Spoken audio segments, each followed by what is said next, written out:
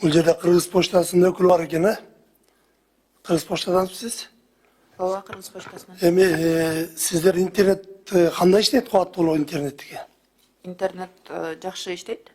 Ошо сиздерге абдан жалоо көп да, мисалы мына Кыргызстан боюнча карап көрсөңүз, эл ичерине барганда мектептерге ушу Кыргыз почтасынын интернетин такыр тартып алып атабыз. Кубаттуулугу начар депчи, эми ошону сиздер мамлекеттик болгондон колго алсаңыздар, абдан көйгөйлөр көп болот интернет болгон боюнча. Биз тартпайбыз да, интернетти Кыргыз Телеком тартат да. Кыргыз Телеком, ошо Кыргыз Телеком деп атам. Кыргыз Телеком тартат да. Кыргыз почтасы интернет. Кыргыз Телеком атам. Мектептер деп атасызбы? Ооба. Доктор Шаршевина менен сүйлөшкөнбүз. Биз аны аныктап, мен айткам, аякта эң көйгөй проблемасы бул локалдык системалар да. Интернет биз жеткиребиз мектепке чейин. Анын ичинде тиги локалканы караш керек да. Ошондо жеткирип бере албай атасыңар да, мына карап көрсөңүз жеке башка бир матнат ойлоп коелу.